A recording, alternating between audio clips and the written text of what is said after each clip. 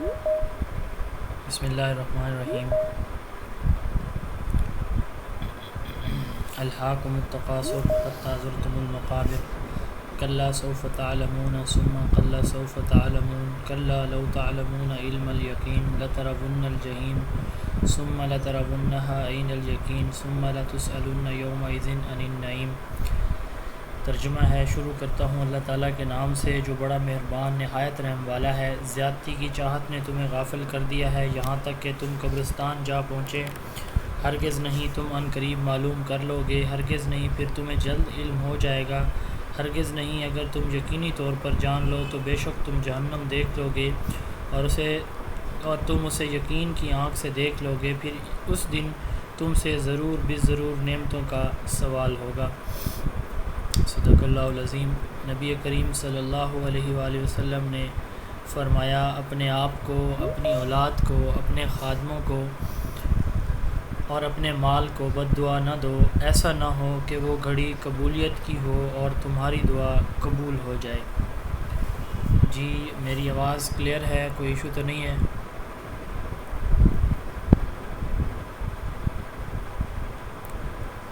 नहीं जी सर, मेरी आवाज़ सबको आवाज़ क्लियर है? बिल्कुल क्लियर।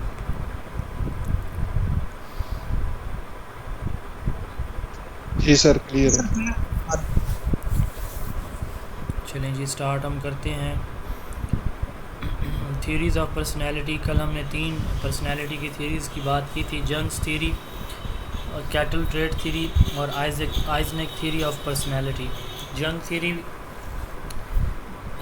कार्ल जंग ने इंडिविजुअल्स को उनके सोशल पार्टिसिपेशन और साइकोलॉजिकल करैक्टर्स की बेस पे 2 बेसिक कैटेगरीज़ में डिवाइड किया था, एक्सट्रोवर्ट और इंट्रोवर्ट। सोशल जो थे, जो ताल्लुक़ बनाने वाले थे इंडिविजुअल्स, उनको हमने कहा कि वो एक्सट्रोवर्ट्स होते हैं, और जो शाय होते हैं, अकेलापन महसूस करते हैं और अकेले रहते हैं, इंट्रोवर्ट्स होते हैं। और जो कभी किसी सिचुएशन में तन्हाई पसंद होते हैं और किसी सिचुएशन में एक्टिव होते हैं, सोशल इंटरेक्शन उनका होता है अच्छा खासा, तो उनको एम्बीवर्ट्स कहा।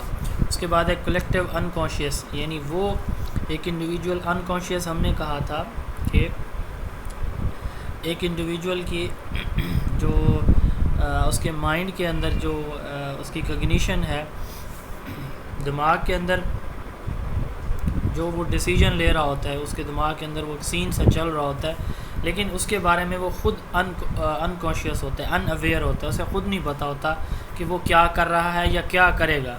तो ये अनकॉन्शियसनेस होती है। तो ये 2 तरह की होती है, प्राइमरी या रेशल अनकॉन्शियस और दूसरी पर्सनल अनकॉन्शियस। प्राइमरी या रेशल कौन सी है? जो बायोलॉजिकल है, जो हेरिडिटी से आई है, पेरेंट से आई है। और जो पर्सनल है वो कौन सी है? एक इंडिविजुअल की जो अपनी है, वो डिफरेंट इन्वायरमेंट में उस इंडिविजुअल को काफ़ी ऐसी खुशी या गमी की सिचुएशन का सामना करना पड़ता है, तो उस सिचुएशन में वो डिफरेंट डिसीजन जब लेता है या परेशान होता है, तो अनकॉन्शियसली जो है वो कोई ऐसी बात कर देता है या कोई ऐसी एक्टिविटी उससे हो जाती है जिसके बारे में वो ख़ुद अवेयर नहीं होता, तो ये उसकी पर्सनल होती है। इसके बाद हमने कैटल ट्रेड थ्योरी की बात की है कि कुछ ट्रेड्स, इसने कहा कि ट्रेड्स 4 तरह के होते हैं, कॉमन जो सब में पाए जाते हैं, यूनिक जो किसी इंडिविजुअल में स्पेसिफिक होते हैं, ज़्यादा होते हैं, सरफेस ये ऐसे ट्रेड्स होते हैं जिनकी वजह से जिनको हम आसानी से देख सकते हैं किसी भी इंडिविजुअल में। सोर्स ट्रेड्स ये वो ट्रेड्स होते हैं जो कि इंडिविजुअल की मुकम्मल पर्सनैलिटी को बनाते हैं। आइजनेक थ्योरी की हमने बात की, ये पर्सनैलिटी की थ्योरी, जो कि इससे रिलेटेड हमने अगली थ्योरीज़ पढ़नी है, तो इसलिए मैं इनको रिवाइज़ कर रहा हूँ। आइजनेक थ्योरी और पर्सनैलिटी 1953, आइजनेक ने इंडिविजुअल्स को 4 टाइप्स में डिवाइड किया। सबसे पहले स्पेसिफिक रिस्पॉन्स लेवल, कि इंडिविजुअल की हैबिट्स नहीं है, वो कोई भी उसकी एक्टिविटी है वो या कोई वो बात करता है, मसलन एक बच्चा क्लास में लेट आता है, तो किसी भी वजह से 1-2 दिन वो लेट आता है, तो ये उसकी हैबिट्स नहीं है। दूसरी ये है स्पेसिफिक रिस्पॉन्स लेवल। फिर है हैबिचुअल रिस्पॉन्स लेवल, कि अगर वो जो कभी कभार उससे कोई कोताही हो जाती है, अब वो उसको रिपीट करने लगता है कंटिन्यूसली, तो वो फिर उसकी हैबिट बन जाती है, ये हैबिचुअल रिस्पॉन्स है। फिर ट्रेट ट्रेट लेवल है। अब जो काफ़ी सारे हैबिचुअल रेस्पॉन्स होते हैं वो इंटर रिलेट हो जाते हैं। मसलन इसकी मिसाल कल भी मैंने दी थी कि एक बच्चा लेट आता है, फ़र्ज़ करें कभी कभार लेट आया, फिर उससे किसी ने नहीं पूछा तो वो उसकी आदत बन गई, तो ये दूसरा लेवल हो गया हैबिचुअल।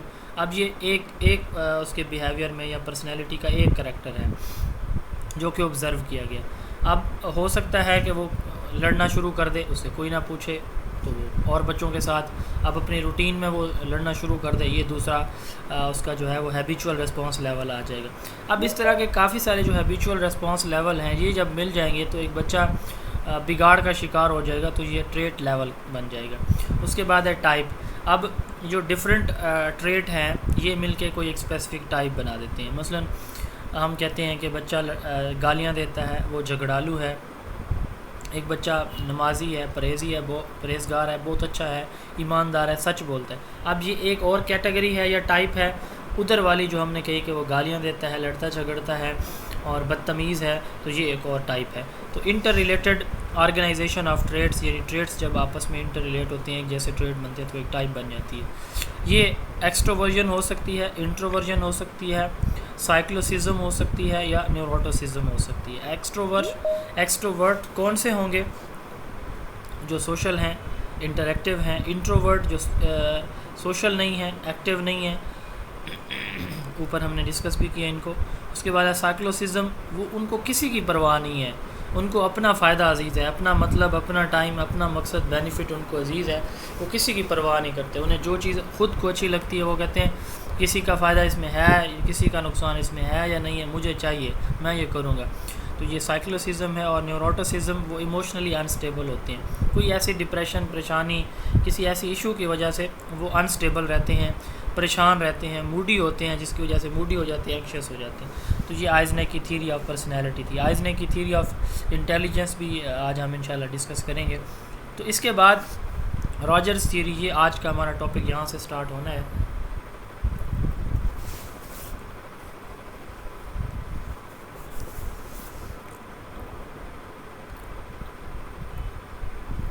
जी, तो Rogers theory of personality. Rogers ने कहा कि एक इंडिविजुअल यानी सेल्फ कॉन्सेप्ट पे ये थ्योरी बिलीव करती है। इंडिविजुअल अपने बारे में वो क्या समझता है ख़ुद को, कि उसका करैक्टर कैसा है, उसका बिहेवियर कैसा है, अच्छा है, बुरा है, कितना वो हैंडसम दिखता है, कितना लोग उसको एक्सेप्ट करते हैं, लोग क्या उसके बारे में राय रखते हैं। तो इसको रॉजर्स ने कहा कि एक इंडिविजुअल सेल्फ कॉन्सेप्ट या सेल्फ फोकस करता है, अपने आप को देखता है। 3 इस थ्योरी के हिस्से हैं: self worth, self image and ideal self. सबसे पहले सेल्फ इस्टीम है, अपने बारे में यकीन रखना कि मैं बहुत अच्छा हूँ, मैंने बहुत अच्छा किया, आज सुबह जो है मैंने किसी की हेल्प कर दी, मैंने बहुत अच्छा किया, मैं आज सेटिस्फेक्शन फ़ील कर रहा हूँ, मैं ऐसे वो काम जो किया था वो भी मैंने अच्छा किया, मैंने जो पढ़ा है ये बहुत अच्छी तरह से पढ़ा है, जिस तरह से मुझे समझ लगी है इस तरह से हो सकता है किसी को समझ ना लगी हो। तो ये सेल्फ वर्थ है। और self esteem, it is the set of beliefs we hold about ourselves heavily influenced by early childhood, कि हम अपने बारे में क्या यकीन रखते हैं, ये सेल्फ वर्थ है। देन है self image, include what we know about ourselves physically हमारे जो रिएक्शंस हैं, बॉडी लैंग्वेज है, इसके बारे में हम अपने बारे में कितना जान रहे होते हैं, तो ये सेल्फ इमेज है। सेल्फ वर्थ अपनी एनालिसिस है, अपने ऊपर यकीन रखना है, जो कि मैंने ये किया, अच्छा किया, बुरा किया, वगैरह वगैरह। सेल्फ इमेज के फ़िज़िकली जो अपना पोस्चर है उसको देखना, बॉडी लैंग्वेज को देखना, ये सेल्फ इमेज है। फिर है आइडियल सेल्फ, मैं कहता हूँ कि मेरा जो फ़लाँ कॉलेज का टीचर है या फ़लाँ अहले बैत में से, सहाबा में से, अम्बिया अलैहिमुस्सलाम में से कोई ये मेरी आइडियल शख्सियत है। तो is the person you would like to be, आप किस की तरह बनना चाहते हैं। एक इंडिविजुअल देखता है कि मैं इसकी तरह का बनना चाहता हूँ, मैं इसकी तरह अपने आप को ढालना चाहता हूँ, तो ये आइडियल सेल्फ है। And the real self is what you really are, यानी आइडियल सेल्फ क्या होती है कि आप किसके जैसा बनना चाहते हैं। रियल सेल्फ क्या होती है कि मौजूदा अब जो है आपकी पर्सनैलिटी वो किस तरह की है। तो ये रॉजर्स की थ्योरी है। जिसको थ्री ऑफ पर्सनैलिटी कहा जाता है। उसके बाद call Rogers client centre therapy, तो रॉजर ने क्लाइंट सेंटर थेरेपी भी दी है। जैसे हम बात करते हैं ना student centred environment, teacher centred environment, तो क्या मतलब होता है स्टूडेंट सेंटर्ड का, कोई बता सकता है? जी please, what is mean by student centred? जैसे यहाँ पे मैं सेंटर में सर जिसमें इजी होता स्टूडेंट है। को सर प्रायोरिटी दी, जी स्टूडेंट सर जिसमें इजी होता है, स्टूडेंट्स स्टूडेंट को को प्रायोरिटी दी। प्रायोरिटी, स्टूडेंट चाहता है सर पढ़ना चाहता है उसने पढ़ सकता है, मतलब यानी टीचर स्टूडेंट संगत अपनी में मर्जी से जो पढ़ना चाहे करना चाहे वो कर सकता है, ऐसे आप कह रहे हैं? जी सर। जी ऐसे ही है। यही टीचर बात सेंटर में यहाँ ये पे हुआ कि सर आपने टीचर यही लेक्चर बात जो देता रहता है, स्टूडेंट की नहीं सुनता। जी जी सर स्टूडेंट सेंटर में फॉलो द चाइल्ड, जी, ये स्लोगन है। इसमें बच्चों को अख्तियारात होते हैं। आप यूँ स्टूडेंट कह लें को कि बच्चा क्लास को लेके चलता है। तो क्लाइंट सेंटर्ड थेरेपी बेसिकली एक ट्रीटमेंट है, किस चीज़ की? ये थेरेपी आप कह लें या टेक्निक है, ट्रीटमेंट है। स्टूडेंट या कोई इंडिविजुअल जो है, क्लाइंट, यहाँ क्लाइंट से मुराद कोई इंडिविजुअल है। अगर आप इसको एजुकेशन की फील्ड में अप्लाई करेंगे तो यहाँ आपने समझना है कि स्टूडेंट है। साइकोलॉजी में अगर आप इसको देखेंगे तो यहाँ से क्लाइंट से मुराद कोई पेशेंट है। तो कॉल रॉजर ने कहा, जो थ्योरी दी है क्लाइंट, उसने कहा कि एक इंडिविजुअल को आप अपॉर्चुनिटी दें, मौका दें, वो ख़ुद से बोले जो उसका इशू है। तो इंट्रोस्पेक्शन मेथड हमने पढ़ा था कि इंट्रोस्पेक्शन में हम क्या करते हैं, एक इंडिविजुअल को कहते हैं कि वो अपने बारे में सब कुछ बताए। वो अनकॉन्शियसली बहुत कुछ बता भी बैठता है जो उसे ख़ुद भी नहीं पता होता। तो क्लाइंट सेंटर्ड थेरेपी ये भी इसी तरह की है कि इसमें हम ये नहीं देखते कि बच्चे की कोई असेसमेंट हम नहीं कर रहे होते। बच्चा ख़ुद से सारा अपना जो उसके इश्यूज़ हैं वो बताता है और उसको एम्पैथेटिकली एक टीचर या एक जो उसका साइकोलॉजिस्ट है वो उसको अंडरस्टैंड करता है, उसकी इमोशंस को फील करता है, रिकॉग्नाइज़ करता है।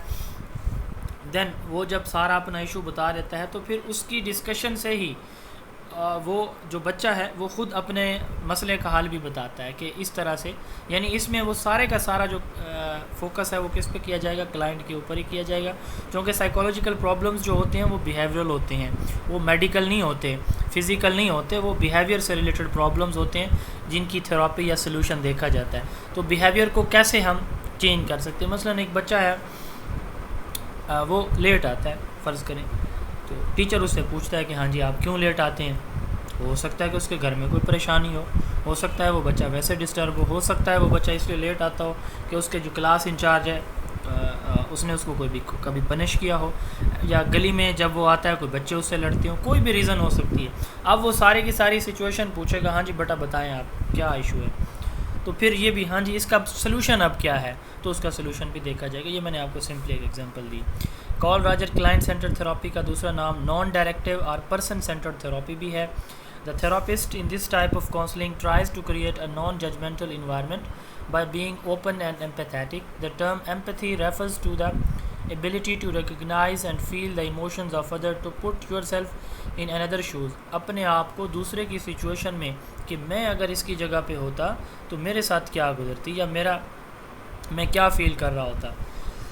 The goal of client-centered approach is to help clients themselves to find their own answer to their questions. उनके problems के solution वो खुद ढूंढें।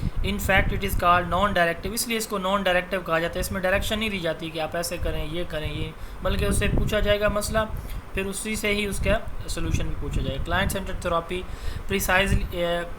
is precise because the client rather than the therapist is supposed to come up with the solution.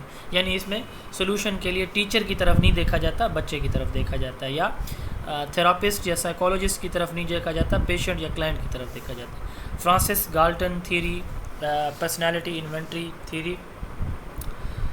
Intelligence and most other physical and mental characteristics of human were inherited and biological based. यानी Galton ने कहा कि एक individual की जो intelligence है, physical और mental जो करैक्टरिस्टिक्स हैं ह्यूमंस के, वो बायोलॉजिकल बेस्ड हैं, यानी इनहेरिटेड हैं, जेनेटिक हैं। गाल्टन ने एक डिवाइस इंट्रोड्यूस कराया, क्विंकंक्स डिवाइस। इससे ये एक बोर्ड्स और उसके ऊपर पिन सी लगी होती हैं, आप इस क्लास के बाद गूगल सर्च भी कर सकते हैं, इसमें इन डेप्थ जाने की ज़रूरत नहीं है। अगर कोई देखना चाहे तो गूगल से आप ऐसी डिवाइस का नाम लिखेंगे गाल्टन क्विंकस डिवाइस, तो उसकी शेप्स वगैरह भी आ जाएंगी, डिटेल भी आ जाएगी। बहरहाल इतना आप याद रख लें कि ये दो मकासद के लिए वो यूज़ करते थे, अपनी जो थीरीज़ हैं उनको प्रूव करने के लिए और स्टैटिस्टिकल डिस्ट्रीब्यूशन के लिए, जो डिफरेंट वेरिएबल्स के दरमियान जो स्टैटिस्टिकल डाटा की डिस्ट्रीब्यूशन या स्टडी है, और अपनी थीरीज़ को प्रूव करने के लिए वो ये डिवाइस यूज़ करते थे। इसके साथ साथ उन्होंने कोरिलेशन कोएफिशिएंट पे भी काम किया। कोरिलेशन कोएफिशिएंट क्या होता है, कौन बताना चाहेगा? What is correlation and what is coefficient, और फिर कोरिलेशन कोएफिशिएंट को इकट्ठे हम क्या कहेंगे कि ये क्या होता है? जी आसान सी टर्म है ये। को का मतलब क्या होता है? ओ का मतलब सर साथ होता है। साथ होता है। और कोरिलेशन कोएफिशिएंट क्या होगा? कोरिलेशन सर मिलना का साथ, जैसे जी। कोरिलेट करना सर। क्या फरमा रहे हैं, थोड़ा दोबारा बता दें। कोरिलेशन का मतलब है किसी दो चीजों को रिलेट करना, कोरिलेट करना या किसी चीज को कंपेयर करके उनको मिलाना। जी, कोरिलेशन यानी दो चीज़ों को आपस में रिलेट करना। तो कोरिलेशन कोएफिशिएंट मेजरमेंट होती है, बेसिकली दो वेरिएबल्स हैं, तो उनको हम स्टडी कर रहे हैं, उनका एक दूसरे के ऊपर क्या असर है। तो इस चीज़ की जो मेजरमेंट है हम इसको क्या कहते हैं? कोरिलेशन कोएफिशिएंट कहते हैं। तो ये सबसे पहले जो है ये टर्म या इस पे काम फ्रांसिस गाल्टन ने किया था। इसके साथ साथ इन्होंने behaviour genetics and the measurement of individual differences, कि इंडिविजुअल्स किस किस बेस पे एक दूसरे से डिफ़र करते हैं, इंडिविजुअल्स में क्या क्या डिफरेंसेस होते हैं, ये भी इन्होंने इस पे भी काम किया। और इन्होंने फ्री विल पे भी काम किया कि एक इंडिविजुअल की जो फ्री विल होती है वो अपनी मर्ज़ी से कुछ करना चाह रहा होता है, तो उसके पीछे कौन कौन सी वजूहात होती हैं, वो क्यों मोटिवेट होता है कुछ करने के लिए। तो फ्री विल पे भी इन्होंने काम किया। और इसके साथ साथ इन्होंने लेक्सिकल हाइपोथेसिस पे भी काम किया। लेक्सिकल हाइपोथेसिस ये बेसिकली कि एक इंडिविजुअल का जो बिहेवियर होता है वो उसका वर्बल भी हो जाता है, यानी जो वो चीज़ें देखता है तो वो उसकी लैंग्वेज का भी हिस्सा बन जाती हैं। यानी एक इंडिविजुअल किसी अच्छे इन्वायरमेंट में गया, तो अच्छे इन्वायरमेंट में उसने अच्छी गुफ्तगू सुनी, अच्छी चीज़ें देखी, तो उसकी गुफ्तगू भी क्या हो जाएगी? अच्छी हो जाएगी। वो किसी ऐसे गंदे या बुरे इन्वायरमेंट का हिस्सा रहा है, तो कुछ अरसे के बाद जब आहिस्ता आहिस्ता उसके जो अल्फाज हैं उनका इस्तेमाल भी उसी तरह का हो जाएगा। तो लेक्सिकल हाइपोथेसिस बेसिकली इसी चीज़ की स्टडी थी कि एक इंडिविजुअल जब अच्छे इन्वायरमेंट में जाता है तो उसके फ़िज़िकल रिस्पॉन्सेस के साथ साथ उसकी लैंग्वेज, उसकी ज़ुबान कितनी मुतासर होती है उसके ऊपर, उसकी वजह से। तो ये हाइपोथेसिस का कॉन्सेप्ट भी सबसे पहले इन्होंने दिया था। और इसके साथ साथ इन्होंने मेट्रोलॉजी और फिंगरप्रिंट्स, ये जो फिंगरप्रिंट्स आजकल नादरा में भी यूज़ हो रहे हैं, तो इस पे भी इन्होंने काम किया, और ये भी फिंगरप्रिंट्स का काम भी इन्होंने इंट्रोड्यूस करवाया था। तो काफ़ी सारे इनके वर्क्स हैं। सबसे पहले तो गाल्टन की पर्सनैलिटी इन्वेंट्री थ्योरी, जो हम कह रहे हैं कि ये बायोलॉजिकल बेस्ड है, क्विंकस डिवाइस, इसके साथ साथ correlation coefficient, genetics, individual differences और फ्री विल पे, लेक्सिकल हाइपोथेसिस पे, फिंगर प्रिंटिंग पे। तो ये इनके काम है फ्रांसिस गाल्टन के। इंडिविजुअल डिफरेंसेस, इंडिविजुअल बच्चे एक दूसरे से किन किन खसूसियात की बुनियाद पर उनमें फ़र्क होता है। डिफरेंसेस इन फिज़िक, कोई जो है बच्चा दुबला, कोई मोटा, कोई पतला, कोई टाल, कोई स्मॉल, तो ये फ़िज़िकली बच्चे एक दूसरे से डिफ़र करते हैं। इसके साथ साथ हेल्थ एंड मोटर एबिलिटी, कुछ बच्चे सेहतमंद होते हैं, कुछ जो है वो किसी न किसी बीमारी से मुतासर होते हैं। मोटर एबिलिटी, कुछ बच्चे स्ट्रॉन्ग होते हैं, वो हार्ड वर्क या जो काम है ऐसा जिनमें उन्होंने अपने मसल्स को इन्वॉल्व करना होता है तो वो कर लेते हैं, कुछ नहीं कर सकते। इंटरेस्ट एंड पर्सनैलिटी, बच्चे जो है, कुछ बच्चों के हर इंडिविजुअल की अपनी दिलचस्पियाँ होती हैं, अपने इंटरेस्ट होते हैं। इवन हम अगर स्कूल के सब्जेक्ट्स की बात करें तो 4 दोस्त हैं, 2 दोस्त हैं, तो उनके भी आपस में एक दूसरे से इख्तलाफ होते हैं कि मुझे ये सब्जेक्ट अच्छा लगता है, दूसरा, हालांकि उनकी कंपनी भी सेम होती है। तो इंटरेस्ट भी और इसी तरह पर्सनैलिटी भी एक दूसरे से डिफ़र कर सकती है। पर्सनैलिटी कल हमने डेफिनेशन देखी थी कि करैक्टरिस्टिक्स ऑफ इंडिविजुअल्स होते हैं, तो हर इंडिविजुअल की में कुछ खसूसियात बहुत ज़्यादा नुमायाँ होती हैं, कुछ में नहीं होती। इसके साथ साथ डेवलपमेंट एंड इंटेलिजेंस, तो डेवलपमेंट भी और इंटेलिजेंस भी, यानी मेच्योरिटी, डेवलपमेंट से मुराद मेच्योरिटी लेवल, और इंटेलिजेंस ये भी एक बच्चों के एक दूसरे से डिफ़र कर सकते हैं। टर्मन ने इंडिविजुअल्स को क्लासीफाई किया, ये कल भी हमने डिस्कस किया था, आज भी हमने किया है, इसको रिवाइज़ किया है, वो जंग का हमने किया है। तो ये टर्मन ने क्लासीफाई किया 9 डिफरेंट कैटेगरीज़ पे, जीनियस टू डल, यानी बहुत ही ज़हीन, फ़तीन और इंतहाई निकम्मे, तो इनके दरमियान जो है उसने 9 कैटेगरीज़ बनाई इंडिविजुअल्स की। जंग ने डिवाइड किया इंडिविजुअल्स को एक्सट्रोवर्ट, इंट्रोवर्ट और एम्बीवर्ट्स में, 3 कैटेगरीज़ में। हिपोक्रेट्स ने डिवाइड किया इंडिविजुअल्स को 4 कैटेगरीज़ में, सैंग्विन यानी पॉजिटिव इन बैड सिचुएशन, बुरी पोजीशन है, क्लास में बच्चे झगड़ रहे हैं, कोई जो है किसी ने गाली दे दी, किसी ने कोई थप्पड़ मारा, कहीं पे लड़ाई हो रही है, तो वो पॉजिटिव रहेगा, उसका माइंड पॉजिटिव रहेगा, यानी अग्रेसिव नहीं होगा, उसका जो रिएक्शन है वो सीवियर किस्म का नहीं होगा। तो सैंग्विन पहली कैटेगरी है हिपोक्रेट की। दूसरी कॉलरिक है, बैड टेम्पर्ड, ये थोड़ा सा इन्हें कुछ कहें या ना कहें ये गुस्सा कर जाएंगे। रात मैं फैसलाबाद में था, तो वहाँ पे एक मौसूफ थे, तो उनके साथ वैसे डिस्कशन हो रही थी 2 लोगों की, मैं उस डिस्कशन का हिस्सा नहीं था, तो पॉलिटिकल डिस्कशन हो रही थी। तो उसने कहा कि जो है मैं अपना सब कुछ, वो बात हुई एक लीडर की, पॉलिटिकल लीडर की, तो दूसरे ने उसको जो है कोई वैसे उसके लिए बुरा भला कहा। उसने कहा मैं सब कुछ छोड़ सकता हूँ, उस बंदे को नहीं छोड़ सकता, और मैं गोली मार दूँगा अगर आपने, और वो सीरियस भी हो गया कि अगर इसके बाद आपने थोड़ा सा भी उसका नाम लिया। उसके बाद वो खैर उसको छेड़ते रहे, वो मज़ीद और जो है वो तंग होता गया, उलझता गया। तो बैड टेम्पर्ड होते हैं, थोड़ी सी अगर कोई बात मज़ाह में भी कर ली जाए तब भी वो बर्दाश्त नहीं करते। कॉलरिक कहा जाएगा इनको। मेलनकॉलिक, एक्सट्रीम डिप्रेशन, ये परेशान रहते हैं, मुतज़ब्ज़ब रहते हैं, हर वक्त सोचते रहते हैं कि ये कैसे होगा, ये कैसे होगा, ये क्यों हो गया, क्या हो गया, किसने किया होगा, हर वक्त जो है ये डिप्रेशन की कंडीशन में रहते हैं, मेलनकॉलिक।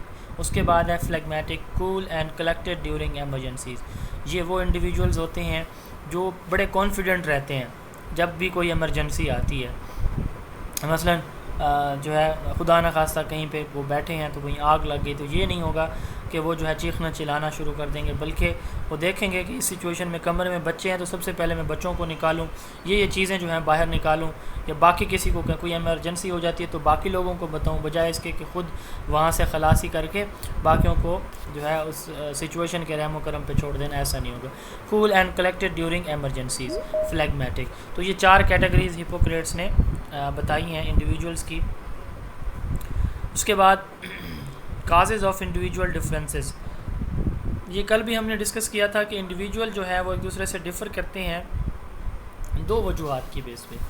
एक तो हेरिडिटी होती है, दूसरी इन्वायरमेंट होती है, यानी हमारा जो बिहेवियर है यूँ समझ लें कि वो 2 वजूहात से तश्कील पाता है। एक तो हमारी खसूसियात जो हमें हमारे वालिदैन से मिली हैं, पेरेंट्स से मिली हैं, जिनको हम हेरिडिटी कहते हैं। दूसरा इस चीज़ का नाम नेचर है। तीसरा इस चीज़ का नाम बायोलॉजिकल एस्पेक्ट्स या फैक्टर्स हैं। ये 3 नेम यूज़ होते हैं। इसी तरह एक ये यानी हेरिडिटी, बायोलॉजिकल फैक्टर्स या आप कह लें जेनेटिक्स या नेचर, ये 4 नाम। या फिर दूसरी जो है वो इन्वायरमेंट होता है, हमारा इन्वायरमेंट, अच्छे टीचर, अच्छे दोस्त, अच्छा घर, अच्छे फैमिली मेम्बर, अच्छी कंपनी, उससे हमारा जो बिहेवियर है वो अच्छा हो सकता है। तो इंडिविजुअल जो है इसी तरह 2 चीज़ों की बेस पे, 2 फैक्टर्स की बेस पे एक दूसरे से डिफ़र करते हैं, हेरिडिटी एंड इन्वायरमेंट। उसके बाद है मार्किया 4 स्टेटस ऑफ आइडेंटिटी। किसी भी इंडिविजुअल की जो आइडेंटिटी है, शनाख्त है, वो कितना एक्टिव है, वो कितना कमिटेड है अपने काम के साथ या किसी भी प्रॉब्लमेटिक सिचुएशन में। तो ये आइडेंटिटी जो है इंडिविजुअल में 4 डिफरेंट टाइप्स की होती है। सबसे पहला टाइप या स्टेटस वो आइडेंटिटी डिफ्यूजन है। कोई प्रॉब्लम है तो या कोई भी एक सिचुएशन है, उसमें उससे रिलेटेड उस इंडिविजुअल का कोई एक्सपीरियंस नहीं है, यानी उस प्रॉब्लम या सिचुएशन से रिलेटेड, और वो इंडिविजुअल उसको टैकल करने के लिए तैयार भी नहीं है। तो ये है आइडेंटिटी डिफ्यूजन, यानी उससे रिलेटेड वो कुछ भी नहीं जानता, आग लग गई है तो वो कुछ भी नहीं जानता कि आग कैसे बुझानी है, और वो बुझाना भी नहीं चाहता, वो वहाँ से भागना चाहता है।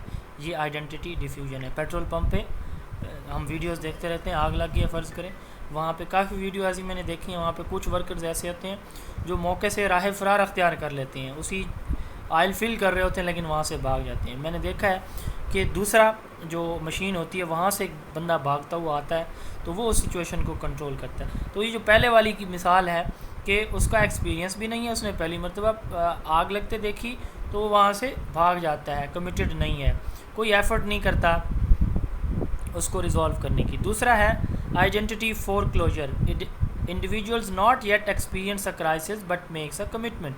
दूसरा उसका दोस्त था जो दूसरी मशीन पे तैनात है, उसकी ड्यूटी उस पर है, उसने जैसे ही देखा कि आग लग गई है तो वो भागता हुआ आएगा, ठीक है, उसका पहले कोई एक्सपीरियंस नहीं है कि आग को कैसे बुझाना है। तो वो जो सिलेंडर होता है फायर आग को बुझाने वाले, वो उसको पकड़ता है, वो चलाता है, चलाने की कोशिश करता है, कभी चलता है कभी बंद हो जाता है। तो ये आइडेंटिटी फोरक्लोजर, एक्सपीरियंस नहीं है लेकिन वो कमिटमेंट करता है, ट्राई करता है कि किसी तरह आग बुझ जाए, नुकसान ना हो, गाड़ियाँ ना जलें, ये आयल ना जले, यहाँ कोई धमाका ना हो जाए। तो ये दूसरा लेवल है। तीसरा है identity moratorium, individual experience a crisis but fail to make commitment. अब यहाँ पे वो कोशिश बहुत करता है, बहुत अच्छी तरह से वो जो है वो भाग के जाता है, लेकिन उससे वो जो सिलेंडर है वो चलता नहीं है, यानी वो एक्सपीरियंस करने की ट्राई करने की कोशिश करता है, लेकिन जो दरमियान में जो है उसकी कह लें कि कोशिश उसने की या पहले से उसका एक्सपीरियंस है उस सिचुएशन से रिलेटेड, लेकिन वो करना नहीं चाहता। यानी एक ऐसा बंदा भी वहाँ पे फ़र्ज़ करें तीसरा मौजूद है जो इन दोनों को, जो इनकी पहले मैंने मिसाल दी है, फ़र्ज़ करें कि इनको नहीं इल्म कि कैसे सिलेंडर चलाना है, कैसे आग बुझानी है। एक भाग गया, वो पहला लेवल है आइडेंटिटी डिफ्यूजन। दूसरा भाग गया, उसने चलाने की कोशिश की, एक्सपीरियंस नहीं है लेकिन उसने कमिटमेंट कर ली, तो ये आइडेंटिटी फोरक्लोजर है। और तीसरा एक और बंदा वहाँ पे अब मौजूद है जिसका एक्सपीरियंस है लेकिन वो नहीं आना चाह रहा, तो ये इंडिविजुअल एक्सपीरियंस तो उसका है लेकिन कमिटमेंट उसने नहीं की, ये आइडेंटिटी मोरेटोरियम है। और फिर identity achievement, individual experience crisis and make commitment. एक चौथा बंदा भी वहाँ पे मौजूद है जिसका एक्सपीरियंस भी है और वो भाग के आता है दूसरे लेवल के साथ, दूसरे लेवल वाले बंदे के साथ, और वहाँ पे आग को बुझाता भी है, कोशिश भी करते हैं और आग बुझा भी लेता है। तो ये चार जो है वो डिफरेंट लेवल्स हैं आइडेंटिटी के, मार्किया 4 स्टेटस ऑफ आइडेंटिटी थ्योरी में। उसके बाद है इंटेलिजेंस। इंटेलिजेंस बहुत इंपॉर्टेंट टॉपिक है और इससे रिलेटेड क्वेश्चन आते रहते हैं इम्तिहान में। सबसे पहले तो हमें पता होना चाहिए व्हाट इज़ इंटेलिजेंस। इंटेलिजेंस की पहले हमने अब तक जो डेफिनेशन पढ़ी है, ये एक ऐसी आप कह लें कि क्वालिटी है किसी इंडिविजुअल की कि वो किसी भी सिचुएशन में ख़ुद को कैसे एडजस्ट करता है या प्रॉब्लम को कैसे सॉल्व करता है। यही मिसाल जो आपने पहले अभी हमने पढ़ी है मार्किया 4 स्टेटस आइडेंटिटी में, उसमें हमने बात की है कि एक पेट्रोल पंप पे एक बच्चा या एक इंडिविजुअल, कोई बंदा मज़दूर वहाँ पे जो वर्कर है वो पेट्रोल डाल रहा है, आग लग गई है, तो अब वहाँ पे वो क्या करेगा, ये उसकी इंटेलिजेंस है। एक बंदा भाग जाता है, एक बंदा सिचुएशन से दूसरा उस आग को देख के भाग के आता है, उसको बुझाने की कोशिश करता है। तो एबिलिटी टू एडजस्ट। आवाज़ का इशू बाकी लोगों को भी आ रहा है या सिर्फ मुझे आ रहा है? जी आवाज़ का इशू है? नहीं, आवाज़ नहीं सर, आवाज़ सही आ रही है आपकी। जी आप रिकनेक्ट कर लें प्लीज़, अगर आपको इशू आ रहा है ना तो आप रिकनेक्ट कर लें। अच्छा, तो हम बात कर रहे थे इंटेलिजेंस की डेफिनेशन की, बहुत इंपॉर्टेंट डेफिनेशन। ये जो पहली डेफिनेशन है सबसे इंपॉर्टेंट है, पूछा गया था एक दफ़ा कि ये डेफिनेशन किसने दी है, ability to adjust oneself to new situation. तो मैं उसी मिसाल को आगे लेके चल रहा हूँ जो पहले हमने अभी दी है कि आग लग गई है, अब कैसे बुझानी है, ठीक है। तो अब डिफरेंट इंडिविजुअल उसको इस सिचुएशन में कैसे ख़ुद को एडजस्ट करते हैं। एक भाग गया, दूसरा उस सिचुएशन से ही भाग गया, दूसरे ने क्या किया, वो भाग के आया कि मैं आग को बुझा लूँ। तो ये एडजस्टमेंट होती है किसी भी सिचुएशन में, यही इंटेलिजेंस। सर आपकी आवाज़ नहीं आ रही। मेरी आवाज़ आपको नहीं आ रही, बाकी लोगों को पहुँच रही है।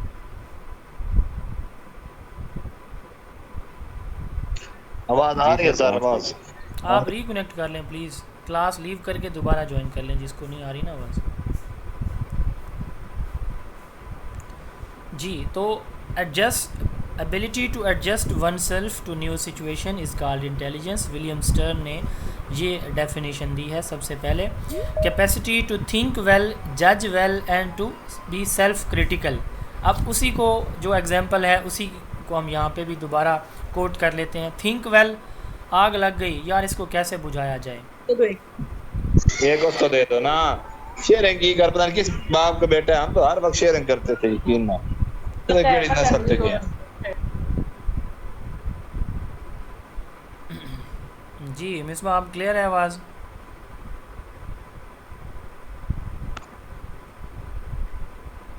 जी सर अब ठीक है। जी, तो वही मिसाल, थिंक वेल, अच्छी तरह सोचे, फिर जज करे कि यार वो पड़ा है सिलेंडर में तो भाग के जाऊँ उसको उठाऊँ और आग बुझा लूँ। And to be self critical, और ख़ुद अपना तज्ज़िया ख़ुद करें कि मुझे करना चाहिए या नहीं करना चाहिए ये काम। उसी मिसाल से हम इस डेफिनेशन को एक्सप्लेन कर रहे हैं।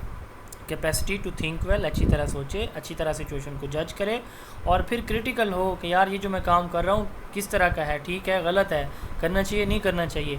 टर्मन ने कहा ये उसकी इंटेलिजेंस होती है। Ability to make profitable use of past experience, वो हमने चौथे बंदे की मिसाल दी, तीसरे की, कि एक चौथा बंदा वहाँ पे खड़ा है पेट्रोल पंप पे, एक वर्कर है, तो उसका कोई एक्सपीरियंस है, वो भाग के आया, उसने सिलेंडर उठाया और वो जो होता है पता नहीं कौन, उस केमिकल क्या होता है उसमें, तो उसने उस केमिकल को यूज़ किया, आग बुझाई। तो थॉर्नडाइक ने कहा कि पास्ट एक्सपीरियंस को यूटिलाइज़ करना ये क्या कहलाता है? इंटेलिजेंस कहलाता है। Ability to make profitable use of past experience, ये इंटेलिजेंस की डेफिनेशन है अकॉर्डिंग टू थॉर्नडाइक। और वेस्लर ने डेफिनेशन दी है ability to act purposefully, think rationally, deal with the environment effectively. अब उसी एग्जांपल को आप दोबारा इंकोट कर सकते हैं, या मैं यहाँ पे कोई और एग्जांपल दे ताकि चीज़ क्लियर हो जाए। एक बच्चा जा रहा है, उसने देखा कि एक इंडिविजुअल जा रहा है, उसने देखा कि रोड के ऊपर कोई हादसा हो जाता है, फ़र्ज़ करें खुदा न खास्ता। तो अब इस सिचुएशन में वो क्या करेगा? वो किसी की हेल्प करेगा, नहीं करेगा? उसको पुलिस का डर होगा, नहीं होगा? कोई टीचर ने कोई प्रॉब्लम दे दिया, कोई मैथमेटिकल प्रॉब्लम दे दिया, इसी तरह टीचर ने कहा कि आप ये मुझे फिल बदी स्पीच लिख के दें, तो एक इंडिविजुअल सबसे पहले क्या करेगा? पर्पसफुली देखेगा उस एक्ट को कि ये जो मैं काम मैंने करना है, क्यों करना है, किस लिए करना है। फिर उसको लॉजिकली सोचेगा कि कैसे करना है और फिर इफ़ेक्टिवली उस काम को करेगा। तो वेस्लर ने कहा कि ये उस इंडिविजुअल का इंटेलिजेंस है।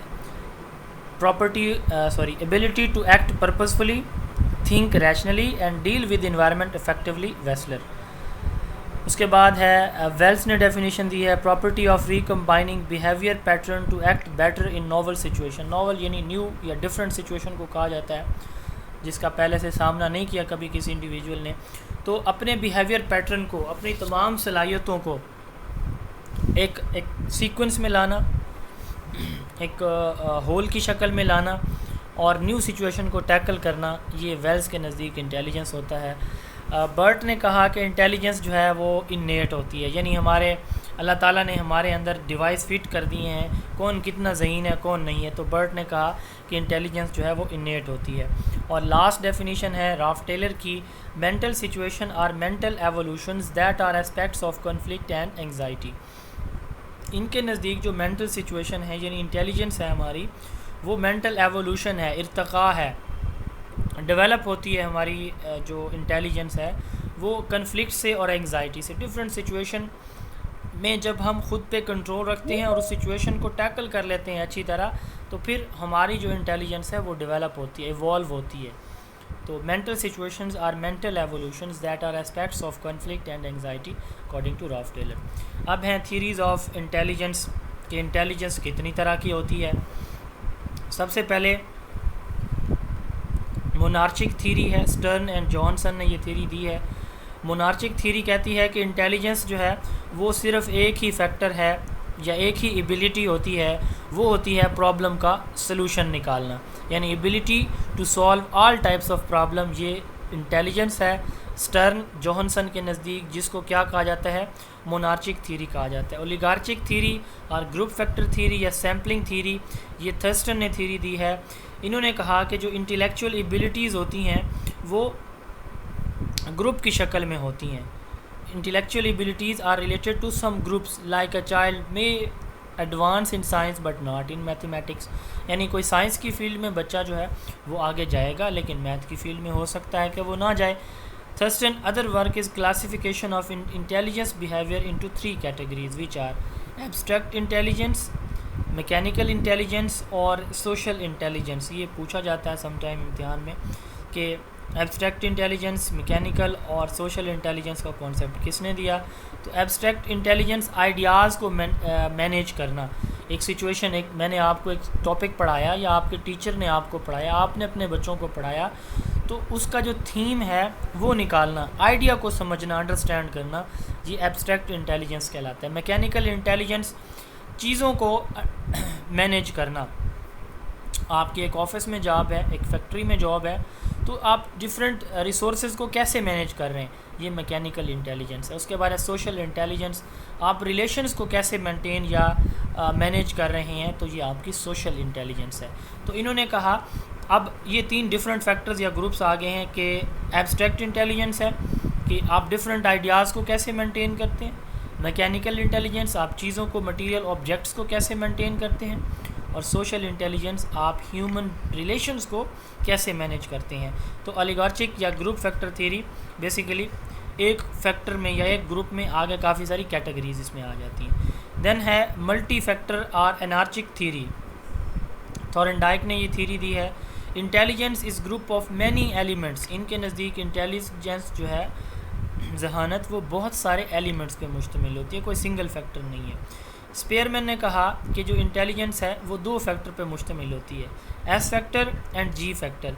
जो जी फैक्टर है जनरल इंटेलिजेंस और एस जो है वो स्पेसिफिक इंटेलिजेंस है।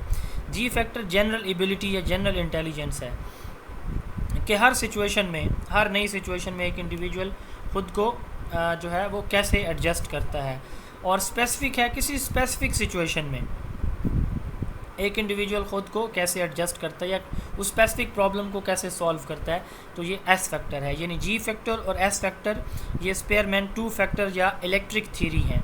देन आता है थ्योरी ऑफ मेंटल एबिलिटी। इनके नज़दीक जो इंटेलिजेंस है वो 9 डिफरेंट एलिमेंट्स पे मुश्तमिल है, जिसमें inductive reasoning, deductive reasoning, number, word fluency, perception, special relations, memory, verbal and problem solving. तो थ्योरी ऑफ मेंटल एबिलिटी में 9 डिफरेंट एलिमेंट्स हैं जो कि हमारे इंटेलिजेंस को तश्कील देते हैं। इंडक्टिव से क्या मुराद है? इंडक्टिव से मुराद है कि आप पहले जो है वो एग्जाम्पल दे रहे हैं और फिर आप क्या कर रहे हैं, उससे रूल्स बना रहे हैं। और डिडक्टिव क्या है कि आपके पास रूल्स मौजूद हैं, आपके पास डिटेल मौजूद है।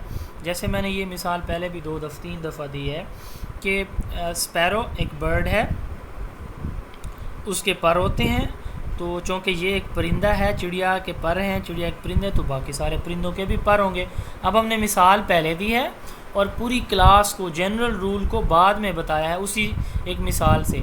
दूसरी कैटेगरी है, हम कहेंगे कि सारे परिंदों के पर होते हैं, क्योंकि चिड़िया एक परिंदा है तो इसका भी पर, इसके भी पर होंगे। तो जनरल बात हमने पहले की है, स्पेसिफिक हमने बात की है बाद में की है, तो ये डिडक्टिव है। उसके बाद नंबर है, यानी एडिशन, सब्ट्रैक्शन, मल्टीप्लिकेशन, ये नंबर आइडेंटिफिकेशन है। देन आता है वर्ड फ्लुएंसी, हम जो है कितना फ्लुएंटली बोल सकते हैं, प्रॉब्लम्स को हैंडल कर सकते हैं। देन आता है परसेप्शन, हम किस तरह किसी भी सिचुएशन को अपने सेंसेस से अंडरस्टैंड करते हैं। स्पेशल, चीज़ों को उनके साइज़, वेट, वॉल्यूम की बेस पे हम कैसे डिफ्रेंशिएट कर सकते हैं। मेमोरी, हम कितनी अच्छी तरह से चीज़ों को ज़हन नशीन करते हैं, स्टोर करते हैं। वर्बल के ज़बानी यानी अल्फाज की मदद से हम अल्फाज को कैसे पहचानते हैं और उनको उसका रिस्पॉन्स कैसे देते हैं। एंड लास्ट वन है प्रॉब्लम सॉल्विंग, किसी भी प्रॉब्लम्स को कैसे सॉल्व कर सकने की सलाहियत हमारे अंदर मौजूद है। ये थ्योरी ऑफ मेंटल एबिलिटी है, 9 elements. Intelligence and aptitude test. Aptitude किसको कहते हैं, कोई बता सकता है? यार उसका जो एप्टीट्यूड है ना वो इंजीनियरिंग की फील्ड का है, उसका एप्टीट्यूड पायलट की फील्ड क्या है, उसका एप्टीट्यूड मेडिकल फील्ड क्या है, डॉक्टर का है, इससे क्या मुराद होता है? What is aptitude? जिसमें हम फ्यूचर के बारे में नेचुरल प्रेडिक्शन करते हैं, इंक्लिनेशन जिस सर, टेस्ट रुझान आपका जिस तरफ हो। जी, नेचुरल इंक्लिनेशन, जिस तरफ आपका रुझान हो, दिलचस्पी हो। दिलचस्पी, रुझान, सही है। फ्यूचर पोटेंशियल को कहा जाता है एप्टीट्यूड, कि एक इंडिविजुअल अच्छा, आपकी क्लास में बच्चे हैं काफ़ी सारे, कोई एक बच्चा ऐसा है जो एक्स्ट्रा ऑर्डिनरी है मैथ में, वो आपसे ऐसे क्वेश्चन करता है कि आपको कहना पड़ता है कि आप उसको वक्ती तौर पे कोई और असाइनमेंट दे के फिर घर जाके आपको या उधर बैठ के क्लास में आपको सर्च करना पड़ता है उस प्रॉब्लम का सलूशन, वो एक्स्ट्रा ऑर्डिनरी। तो आप कहते हैं कि ये बच्चा बहुत आगे जाएगा, बहुत इसका जो है ये साइंटिस्ट बनेगा, डॉक्टर बनेगा, इंजीनियर बनेगा, मैथमेटिस्ट बनेगा, मैथमेटिशियन बनेगा एक अच्छा। तो हम इस वक्त क्या देख रहे होते हैं, ये हम जुमला क्यों बोलते हैं? हम देख रहे होते हैं कि ये बच्चा वाकई लायक है और ये इस फील्ड में बहुत आगे जाएगा, यही उस बच्चे का एप्टीट्यूड होता है। तो इंटेलिजेंस, हमने इसकी डेफिनेशन काफ़ी सारे पिछली स्लाइड में देख ली हैं। इंटेलिजेंस एंड एप्टीट्यूड जो टेस्ट लिए जाते हैं, जैसे आर्मी में मैंने ISS भी दिया पायलट ऑफिसर का, एक दफ़ा मैंने दिया सेकंड लेफ्टिनेंट का पाकिस्तान आर्मी में, एक दफ़ा दिया मैंने उसका पायलट ऑफिसर का पाकिस्तान एयरफोर्स का मलिर कैंट कराची में। तो वहाँ पे हमें किसका लॉन्ग कोर्स जी PMA लॉन्ग कोर्स की मैं बात कर रहा हूँ, तो उसमें ISS भी होता है, इंटर सर्विस। सर जी सर 127 मैंने भी दिया था सर, मैं पूछ रहा हूँ आपका कौन सा था सर? मैंने 2014 में दिया था। अच्छा, फिर आपका सर होगा 130 या 131 होगा सर, या पता नहीं, मुझे अब 138 ये वो कोर्स याद नहीं है।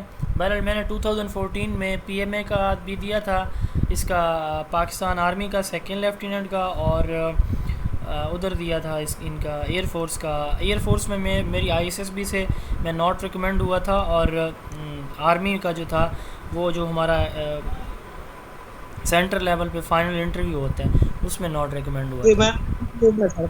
मैंने इंटरव्यू में आप जी, खैर वो जो 5 दिन वहाँ पे हमने गुजारे थे मालिर कैंट में, तो ऐसे लगता था जैसे हम कोई आर्मी चीफ हैं, बड़ा माहौल था, बड़ा प्रोटोकॉल, दिल करता था बस अल्लाह हमें अफसर आर्मी पायलट ऑफिसर बना ही दे, हम यहाँ से वापस ना जाएं, इतना प्रोटोकॉल खैर उन्होंने दिया था।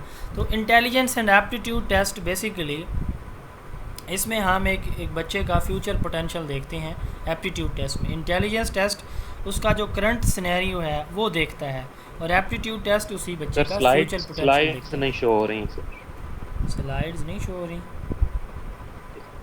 अच्छा चले मैं जी सर। चले अब बताएं, हो रही हैं अब?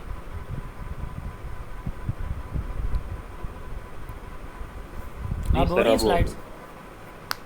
जी सर अब हो रही है जी। जी तो सर। अल्फ्रेड बिनेट फ्रेंच थे, the father of intelligence testing इन्हें कहा जाता है। इन्होंने सबसे पहले जो है इंटेलिजेंस टेस्ट पे काम किया था। Intelligence test measure the mental age of the child. First intelligence test जो इन्होंने डेवलप किया वो 1905 में किया बिनेट और साइमन ने। तो ये 30 आइटम पे यानी 30 क्वेश्चन पे मुश्तमिल था। स्टार्ट वाले आसान और एंड वाले इंतहाई मुश्किल, इंक्रीजिंग डिफ़िकल्टी लेवल था उनका। 1905 में पहला इंटेलिजेंस टेस्ट बनाया गया अल्फ्रेड बिनेट ने, और इनको फादर ऑफ टेस्टिंग भी कहा जाता है इसी वजह से। उसके बाद इन्होंने अपने ही स्केल को, जो इन्होंने टेस्टिंग स्केल बनाया 30 आइटम्स का, 1908 में इन्होंने इसको रिवाइज़ किया, which divided test into age group from 3 to 11 years. यानी इन्होंने डिफरेंट एज ग्रुप के लिए ये टेस्ट बनाया, फिर रिवाइज़ किया 1908 में। फिर अगेन 1911 में एक दूसरा रिवीजन इन्होंने दिया। इससे पहले जो अडल्ट से ये उनके लिए इसने टेस्ट नहीं बनाया था, यानी ये टेस्ट सिर्फ बच्चों के लिए था 3 से 11 साल तक की एज। 1911 के रिवीजन में अडल्ट्स भी शामिल थे। इसमें जो प्रीवियस आइटम्स थे, जो टेस्ट के क्वेश्चंस थे, वो इन्होंने ख़त्म करके नए बनाए। यानी 1905 में पहला टेस्ट बना, पहला टेस्ट या टेस्टिंग स्केल बना। 1908 में बिनेट ने रिवाइज़ किया ख़ुद, 1911 में फिर बिनेट ने रिवाइज़ किया। और बिनेट ने ये जो अपना आइडियाज़ हैं ये इंडिविजुअल साइकोलॉजी में ये डिस्क्राइब किया, और उन्होंने कहा कि जो इंटेलिजेंस है वो एक सिंगल एंटिटी नहीं है कोई एक स्पेसिफिक चीज़ नहीं है, बल्कि इसके अंदर काफ़ी सारे एस्पेक्ट्स आ जाते हैं जो कि चेंजेबल हैं विद इन लिमिट्स, यानी डिफरेंट सिचुएशन में आपकी जो इंटेलिजेंस है वो चेंज हो सकती है। और इसने कहा कि अगर कोई कहता है कि इंटेलिजेंस फिक्स है, कि एक बच्चे का जो IQ लेवल है वो 140 है, हर सिचुएशन में वह 140 रहेगा, तो उसने कहा ये ब्रूटल पनिशमेंट है, ये गलत बात है, बिल्कुल ऐसे नहीं है। एक बच्चे की जो इंटेलिजेंस है वो चेंजेबल विद इन लिमिट्स है, यानी उसकी जो मैक्सिमम लिमिट है वो 140 है, नो डाउट, लेकिन वो कभी 110 भी हो सकती है, 120 भी हो सकती है, 140 भी हो सकती है। जो इसने टेस्ट बनाया था उसमें बायसनेस नहीं थी, सब्जेक्टिविटी नहीं थी और इनकन्सिस्टेंसी नहीं थी, यानी कंसिस्टेंट थे, इजी टू डिफ़िकल्ट थे, हर एज के लिए एज अप्रोप्रिएट थे, सब्जेक्टिविटी इसमें नहीं थी, ऑब्जेक्टिविटी थी और बायसनेस भी इसमें शामिल नहीं थी। बिनेट साइमन स्केल जो है वो प्रिपेयर किया गया, जो ऊपर टेस्ट है इसका जो रिवीजन है वो टर्मन ने, ये अमेरिकन थे, इन्होंने सबसे पहले 1916 में जो बिनेट साइमन स्केल है इस नाम से एक स्केल डिज़ाइन किया 1916 में। ये बेसिकली रिवीजन था किस चीज़ का, वो जो ऊपर बिनेट साइमन स्केल बनाया गया था 1905, 1908, 1905 में बना, 8 में रिवाइज़ हुआ, 11 में रिवाइज़ हुआ। इम्तिहान में सवाल आ चुका है कि ये कब रिवाइज़ हुआ है, पेपर में ये क्वेश्चन आया है कि बिनेट साइमन स्केल कब रिवाइज़ हुआ या बिनेट इंटेलिजेंस स्केल। तो 1916 में टर्मन ने इसको रिवाइज़ किया, तो टर्मन ने वर्ड IQ यूज़ किया पहली मरतबा, ठीक है, पहली मरतबा जो वर्ड IQ है या टर्म IQ है, ये टर्मन थे, ये अमेरिकन थे, इन्होंने यूज़ किया। आल्सो क्वांट बल्कि सॉरी एक सेकेंड, विलियम स्टर ने, सॉरी ये टर्मन ने नहीं यूज़ किया था, टर्मन ने बिनेट साइमन स्केल का रिवीजन दिया 1916 में। टर्म IQ जो है वो विलियम स्टर ने दी है सबसे पहले, जिसको अडॉप्ट किया था टर्मन ने अपने स्टैनफोर्ड बिनेट स्केल में। तो ये इसकी जो डिटेल है वो असेसमेंट के चैप्टर में बैच 2 पढ़ चुका है, वहाँ पे इसकी मज़ीद भी डिटेल मौजूद है बिनेट साइमन स्केल की, वहाँ पे भी इंशाल्लाह हम इसको देखेंगे।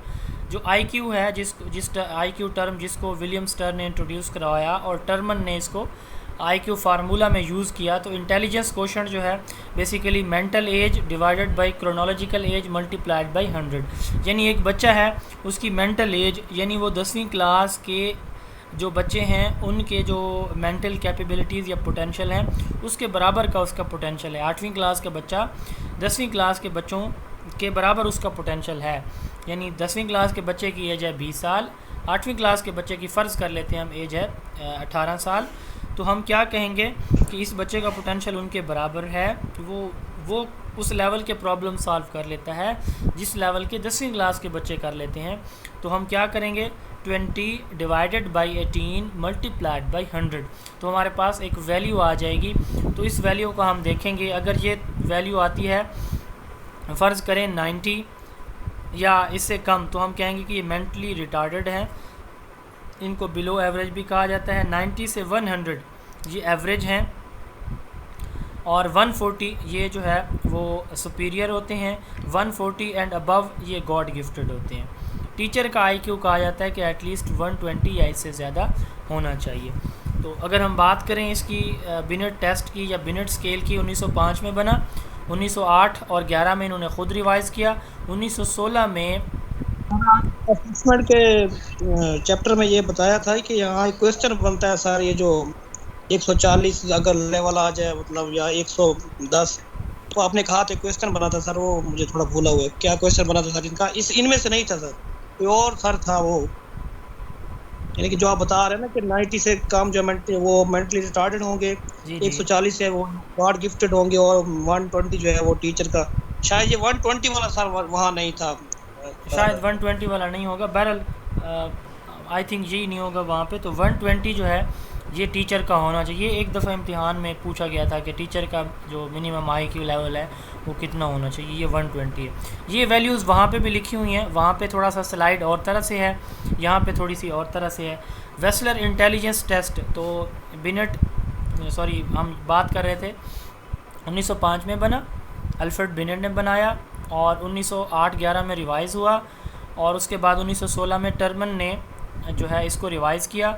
विलियम स्टर ने IQ टर्म यूज़ की जिसको अडॉप्ट किया फिर अगेन टर्मन ने, और IQ जो है हम कहते हैं कि MA यानी mental as divided by chronological age multiplied by 100। ये आपसे अगर इम्तिहान में, चूँकि आजकल एप्लीकेशन लेवल के जो है वो क्वेश्चन पूछे जाते हैं, तो आपसे फ़र्ज़ करें पूछा जाता है कि एक 8वीं क्लास का बच्चा या एक 6ठी क्लास का बच्चा 9वीं क्लास के उसका जो मेंटल पोटेंशियल है या कैपेबिलिटीज़ हैं वो 9वीं जमात के बच्चों के बराबर हैं, तो उसका IQ जो है वो कितना होगा। या एक एज दी जाती है कि जो मेंटल एज है एक बच्चे की वो 20 है, क्रोनोलॉजिकल एज जो उसकी एक्चुअल एज है वो 14 साल है, तो इसका IQ कितना होगा। तो आप सिंपली डिवाइड करेंगे 20 डिवाइडेड बाई 16 मल्टीप्लाइड बाई 100, तो आपके पास उसका IQ लेवल आ जाएगा। उसके बाद है वेस्लर इंटेलिजेंस, ये 1955 में वेस्लर ने 3 स्केल दिए। सर क्वेश्चन है यहाँ जी जी सर, ये मेंटल एज का कैसे पता चलेगा एक बच्चे को?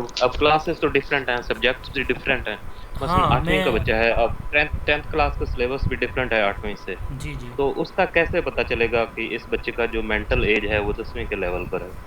आपके पास जो है वो सिलेबस मौजूद है, कोर्स कंटेंट मौजूद होते हैं। आप एक क्वेश्चन जो 8वीं क्लास का बच्चा है, आप यानी हम ये नहीं कह रहे कि आप उसको इस तरह का कोई क्वेश्चन जो फार्मूला या कोई इस तरह की चीज़ उसने पहले पढ़ी ही ना हो, आप उसको वो दें और वो हल कर लें, ऐसे तो मुमकिन नहीं होता। लेकिन आप उसको किसी ऐसी सिचुएशन में, कोई ऐसा प्रॉब्लम है जो जिसको 10वीं क्लास के बच्चों के जो कोर्स में शामिल है, तो वही प्रॉब्लम अगर वही प्रॉब्लम जो है वो 8वीं क्लास का बच्चा उसको कर लेता है, तो हम ये कहते हैं कि ये जो 8वीं क्लास का बच्चा है इसकी मेंटल एज 10वीं जमात के बच्चे के बराबर होती है। बहरहाल इसके लिए जो इन्होंने स्केल बनाया था इसमें डिफरेंट टाइप्स के इंटेलिजेंस टेस्ट थे, वर्बल थी कुछ चीज़ें, कुछ नॉन वर्बल थी। ये आगे हम इसमें वेस्लर इंटेलिजेंस स्केल में भी यही चीज़ें देखेंगे। तो इसमें क्वेश्चंस होते हैं डिफरेंट तरह के, कंप्रीहेंशन के, इंफॉर्मेशन के। जी जी सर, ये IQ टेस्ट में अमूमन ये शेप्स या इस तरह की जी होती हैं जो एक कॉमन सेंस पे बिलीव करती हैं या रखती हैं, जी जी वो यूज़ नहीं की जाती हैं आमतौर पे? जी जी बिल्कुल वही मैं बात कर रहा हूँ कि ये नीचे लिखा भी हुआ है। अगर लास्ट 2 लाइन इस स्लाइड की आप देखें तो ये बेसिकली जो है डिफरेंट वो होते हैं, टेस्ट होते हैं जिसकी बेस पे उनका मेंटल जो लेवल है या मेंटल एज है वो देखी जाती है। जैसे ऊपर हमने बात की 3 से 11 साल, उसी तरह जो 1911 में इसका रिवीजन आया तो उसमें अडल्ट्स भी शामिल थे। तो एज अप्रोप्रिएट स्केल है, हर एज के लिए स्पेसिफिक क्वेश्चन है, कुछ वर्बल होंगे कुछ नॉन वर्बल होंगे। जो वर्बल हैं या परफॉर्मेंस से रिलेटेड हैं उनकी कैटेगरीज़ हैं, ये इसी टॉपिक में इसी स्लाइड में एंड पे हमने अभी डिस्कस करनी है। तो इनकी बेस पे देखा जाता है, मसलन 3 साल के बच्चे के लिए और तरह के क्वेश्चन होंगे वर्बल और नॉन वर्बल, और 11 साल के बच्चे के लिए और तरह के होंगे। तो वेस्लर ने जो इंटेलिजेंस स्केल बनाया WPPSI, Wechsler pre school and primary scale for intelligence, ये 4 से 6 साल तक की एज के बच्चों के लिए। जी sir IQ formula William Stern का होगा या टर्मन का होगा सर? विलियम स्टर्न का है, टर्मन ने उसको यूज़ किया है। ठीक।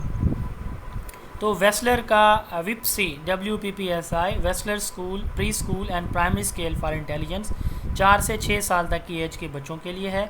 विस्क Wechsler intelligence scale for children 6 से 11 साल तक की एज के बच्चों के लिए है।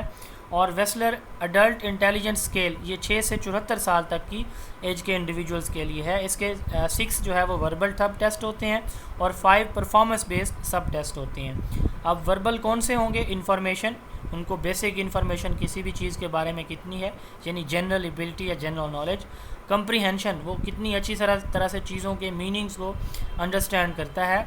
अरिथमेटिक्स, बेसिक जो मैथमेटिकल स्किल्स हैं, एडिशन, सब्ट्रैक्शन, मल्टीप्लिकेशन वगैरह वगैरह, तो वो उस पर कितनी उसको कमांड है।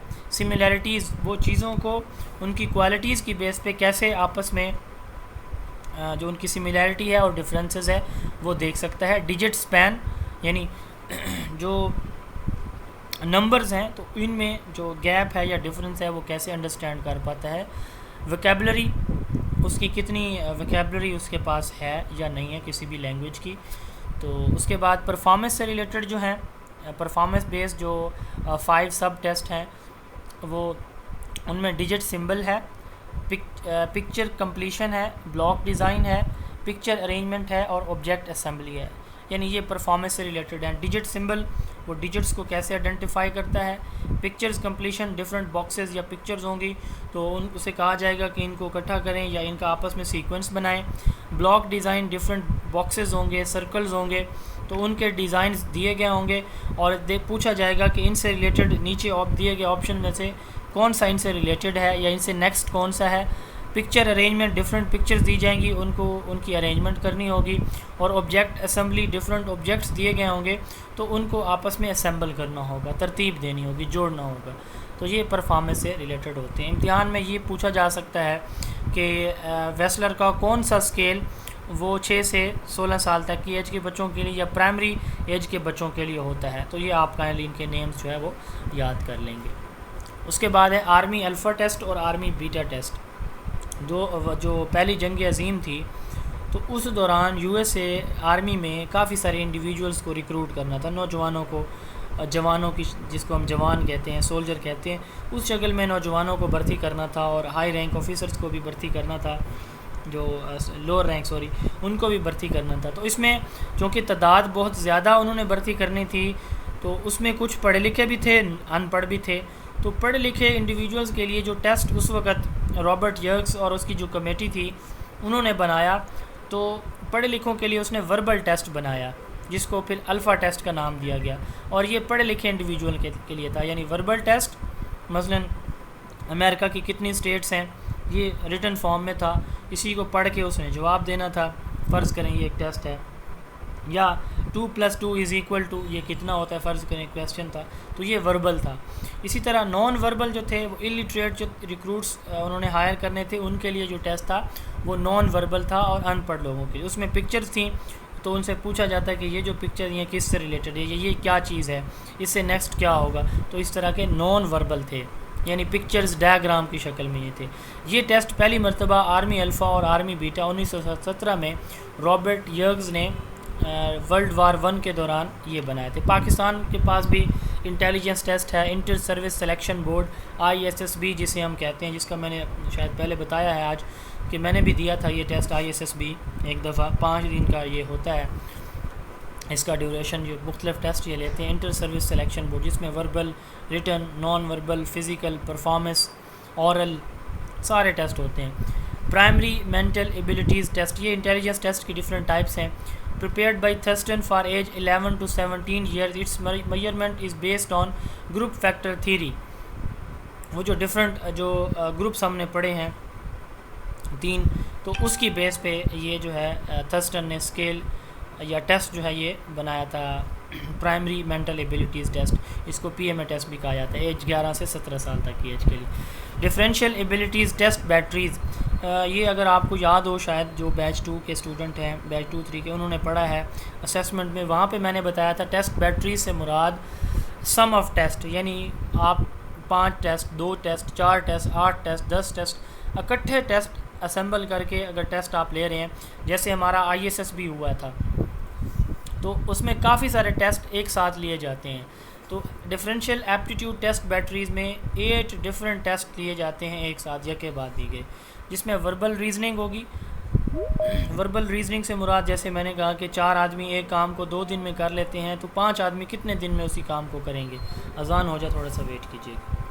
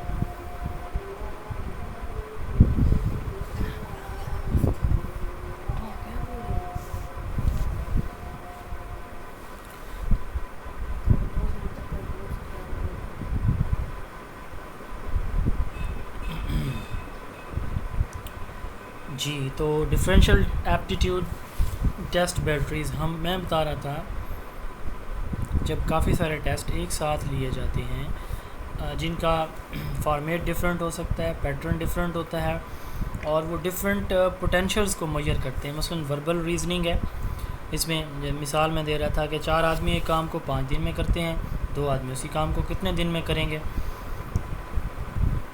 नंबरेबिलिटी है, एब्स्ट्रैक्ट रीजनिंग है, स्पेस रिलेशन है, मैकेनिकल रीजनिंग है, क्लैरिकल स्पीड एंड एक्यूरेसी है, लैंग्वेज यूजेज स्पेलिंग है, लैंग्वेज यूजेज ग्रामर है, यानी ग्रामर कितनी अच्छी तरह से यूज़ कर सकते हैं, स्पेलिंग जो है वो कितनी अच्छी तरह से यूज़ कर सकता है कि इंडिविजुअल, उसकी राइटिंग स्पीड और एक्यूरेसी कितनी है, मैकेनिकल रीजनिंग वो चीज़ों को उनके ऑर्डर सीक्वेंस में कैसे अरेंज कर सकता है, space relation size weight volume की बेस पे चीज़ों को कैसे मैनेज किया जा सकता है कर सकता है, एब्स्ट्रैक्ट रीजनिंग वो एब्स्ट्रैक्ट जो है आइडियाज़ को का जो एब्स्ट्रैक्ट है वो कैसे निकाल सकता है, नंबरेबिलिटी बेसिक जो अरिथमेटिक स्किल्स हैं ये इससे रिलेटेड है, और वर्बल रीजनिंग। तो जनरल एप्टीट्यूड टेस्ट बैटरीज यानी जो डिफरेंशियल एप्टीट्यूड टेस्ट बैटरीज़ है इसमें 8 डिफरेंट टेस्ट होते हैं, जबकि जनरल एप्टीट्यूड टेस्ट बैटरीज़ में GATB में 15 टेस्ट होते हैं जिसके 9 डिफरेंट फैक्टर्स होते हैं। ये पूछा जाए अगर DATB में 8 टेस्ट होते हैं और GATB में 15 डिफरेंट टेस्ट होते हैं जिसके 9 डिफरेंट फैक्टर्स होते हैं। ये फैक्टर ऊपर वाले ही हैं, कुछ इसमें एडिशंस हैं। मोटर कोऑर्डिनेशन से मुराद ये है कि अपने जो बॉडी के डिफरेंट पार्ट्स हैं उनकी आपस में क्या कोऑर्डिनेशन है, यानी जैसे बात कर रहा होता है इंसान तो साथ हाथ हिला रहा होता है, आंखें उसकी आइज़ मूव कर रही होती हैं, नेक उसकी मूव कर रही होती है। सम टाइम कुछ लोग जो है वो एक जगह खड़े होकर बात नहीं कर सकते, वो अगर क्लास में मौजूद हैं तो वो थोड़ा सा उसी जगह पे लेफ़्ट राइट या फ्रंट बैक वो मूव कर हिलते रहते हैं। तो मोटर कोऑर्डिनेशन है, बॉडी के डिफरेंट मसल्स की पार्ट्स की आपस में क्या कोऑर्डिनेशन है। फिंगर डेक्सटेरिटी है, किसी भी सिचुएशन में किसी भी ऑब्जेक्ट के साथ अपनी फिंगर्स को कितनी अच्छी तरह से वो यूज़ कर सकता है, फिंगर डेक्सटेरिटी है। और मैनुअल डेक्सटेरिटी अपने उसको हाथों को हैंड्स को कितनी अच्छी तरह से वो यूज़ करता है किस ऑब्जेक्ट्स को की अरेंजमेंट में या जो है उसकी मैनेजमेंट में वो कितनी अच्छी तरह से यूज़ करता है। हैंड्स के लिए मैनुअल और फिंगर्स के लिए फिंगर डेक्सटेरिटी कहा जाता है महारत को, स्किल को। तो जनरल एप्टीट्यूड टेस्ट बैटरीज़ में 15 टेस्ट और डिफरेंशियल एप्टीट्यूड टेस्ट बैटरीज़ में 8 टेस्ट आती है जी। इसके बाद है cattle theory. First time cattle ने मेंटल टेस्ट ये जो टर्म है ये इंट्रोड्यूस कराई और इसने कहा कि जो इंटेलिजेंस है ये हमारी जनरल इंटेलिजेंस ये 2 चीज़ों पे मुश्तमिल होती है, यानी 2 इसके कंपोनेंट्स होते हैं। General intelligence is equal to crystallise intelligence and fluid intelligence. जो क्रिस्टलाइज इंटेलिजेंस है वो ये है कि एक इंफॉर्मेशन एक नॉलेज एक्सपीरियंस हमें पहले से है तो उससे रिलेटेड एक सिचुएशन नई आ जाती है तो पहले से मौजूद नॉलेज को अपनी अंडरस्टैंडिंग या एक्सपीरियंस को यूटिलाइज़ करके नई सिचुएशन को हैंडल करना, ये हमारी क्रिस्टलाइज इंटेलिजेंस है। एक नई सिचुएशन ऐसे आ जाती है जिसके बारे में हमें पता नहीं लेकिन अपनी इंटेलिजेंस को यूटिलाइज़ करके उस सिचुएशन को टैकल करना।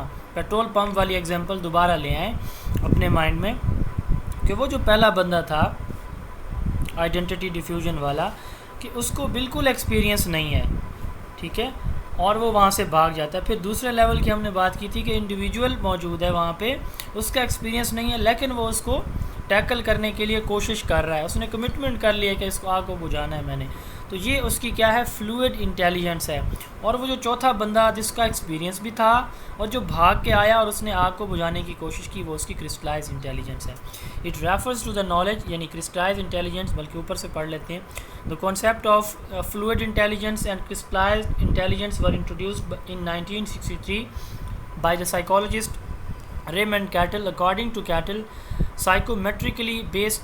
it is a psychometrically based theory. General intelligence is subdivided into GF and GC. GC stands for crystallized intelligence. It refers to the knowledge that we already know and that can help to solve the problem. Involves recalling stored knowledge and past experience. पहले से मौजूद knowledge experience की base पे नई situation को handle करना। Fluid intelligence इम्तिहान में पूछा जा चुका है एक दफ़ा। Intelligence that allows us to solve novel problem quickly or which we have little training, यानी बहुत थोड़ी या बिल्कुल नहीं पता।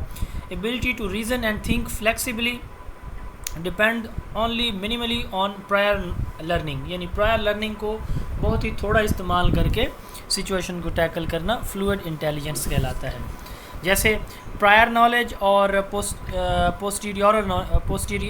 प्रियोरी नॉलेज और पोस्टीरियरी नॉलेज, ये दो डिफरेंट टाइप्स हमने देखी थी फ़िलासफ़ी के पहले लेक्चर में। प्रियोरी नॉलेज वो होता है जो हमें बग़ैर किसी एक्सपीरियंस के होता है, पोस्टीरियरी जो किसी एक्सपीरियंस या ऑब्जर्वेशन के बाद आता है। उसके बाद है इंपॉर्टेंट डेफिनेशन, सबसे पहले है कग्निशन। एक इंडिविजुअल की जो मेंटल एबिलिटीज़ हैं, मेंटल प्रोसेसेस हैं, जैसे थिंकिंग है, प्रॉब्लम सॉल्विंग है, चीज़ों को अंडरस्टैंड करना, एनालाइज करना, एवेलुएट करना, ये उसकी कग्निशन कहलाता है। हॉट कग्निशन वो कग्निशन जिसमें हम इमोशनली भी चार्ज हों, मैंने तो इसको लाजमी याद करके रहना है, मैंने तो इसको हल करके ही रहना है, तो ये हॉट कग्निशन है।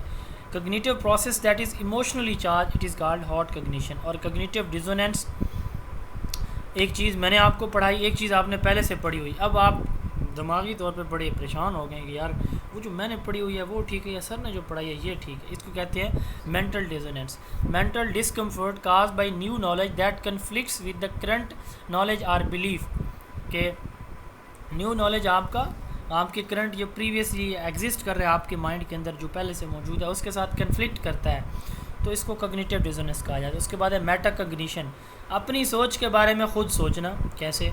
मैथ का प्रॉब्लम बच्चे को टीचर ने दिया है, वो टीचर से कहता है कि इसको सॉल्व करके दिखाएं। अब बच्चे ने 3 से 4 डिफरेंट फार्मूलाज पढ़े हुए हैं जो टीचर ने उसे उस दिन पढ़ाए हैं, तो अब वो सोचेगा कि ये किस फार्मूला से के तहत ये सवाल हल होगा। तो उसके पास पहले से एक इन्फॉर्मेशन स्टोर है, तो वो उसको कुरेदने की कोशिश करता है कि कौन सा फार्मूला यहाँ पे अप्लाई होगा। थिंकिंग अबाउट थिंकिंग इसको कहा जाता है, मेटा कग्निशन को।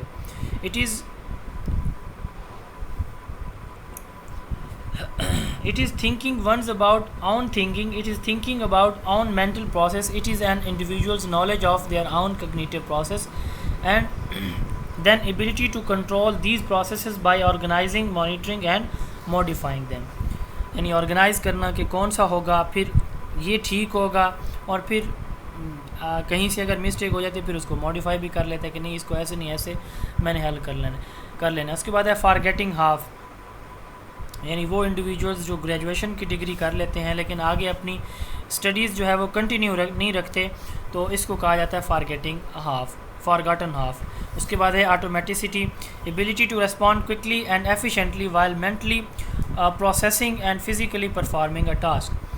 आप कोई काम भी कर रहे हैं, साथ में उधर भी आपकी तवज्जो है, उस काम की तरफ कोई चीज़ लिख रहे हैं, उधर से अम्मी ने कोई बात पूछ ली तो उसको भी आप जवाब दे रहे हैं। अम्मी ने कोई क्वेश्चन या टीचर ने आप कोई होमवर्क कर रहे हैं, क्लास वर्क कर रहे हैं, सॉरी, और टीचर ने कोई क्वेश्चन पूछ लिया, आप टीचर को जवाब भी दे रहे हैं, और वो जो काम कर रहे हैं आप फिज़िकली तो वो भी आप साथ कर रहे हैं, तो इसको क्या कहा जाता है? ऑटोमेटिसिटी। उसके बाद है threshold theory, states that intelligence and creativity are related up to an IQ score of 120 but not beyond that, यानी 120 के स्कोर तक हमारी जो इंटेलिजेंस है और ये जो क्रिएटिविटी है वो एक दूसरे से रिलेटेड होती हैं, यानी ये क्रिएटिविटी और इंटेलिजेंस एक दूसरे के साथ मिल के चलती हैं। उसके बाद है Sternberg triarchic theory, intelligence represents balance by analytical, creative and practical skills, यानी इंटेलिजेंस ये 3 ट्रायआर्किक मीन ये 3 कंपोनेंट पे मुश्तमिल होती है। एनालिटिकल यानी कैसे किसी सिचुएशन को कोई एनालाइज करता है, क्रिएटिव वो नए आइडियाज़, नई स्किल्स, नई चीज़ें कैसे क्रिएट या जनरेट करता है, प्रैक्टिकल स्किल्स किसी भी टास्क को कैसे कितनी अच्छी तरह से वो परफॉर्म कर सकता है। तो ये स्टर्नबर्ग ट्रायआर्किक थ्योरी है। उसके बाद थ्योरीज़ ऑफ इंटेलिजेंस, ये काफ़ी सारी थ्योरीज इसमें ऐसी हैं जो ऊपर हमने पहले पढ़ी हैं, रिवाइज हो जाएंगी। यूनिफैक्टर थ्योरी, यानी इंटेलिजेंस सिर्फ एक ही चीज़ है, प्रॉब्लम का सलूशन। इंटेलेक्चुअल कॉम्पिटेंस, ये होती है हमारी intelligence according to Alfred Binet, यानी it hold that intelligence consist of one factor which is called intellectual competence. उसके बाद इन्होंने ये भी कहा था, जो हमने पेज पहले पढ़ा है, ये कहते हैं कि intelligence changeable with in limit है, यानी ये है उसकी इंटेलेक्चुअल कॉम्पिटेंस, लेकिन इसकी ये नहीं है कि ये फ़िक्स नहीं है। हम कह लें कि इसकी फ़िक्स है 120 पे है, 140 पे है, नहीं, ऐसे नहीं है, चेंजेबल विद इन लिमिट्स है। टू फैक्टर थ्योरी ये दी थी, डुअल फैक्टर थ्योरी इसको कहा जाता है, चार्ल्स स्पेयरमैन ने, ये हमने जैसे पढ़ा है अभी पिछली स्लाइड में। एस फैक्टर और जी फैक्टर, जनरल एबिलिटी, जनरली वो डिफरेंट सिचुएशन को कैसे हैंडल करता है, किसी स्पेसिफिक सिचुएशन को वो कैसे डील करता है, तो ये टू फैक्टर या डुअल फैक्टर थ्योरी है इंटेलिजेंस की।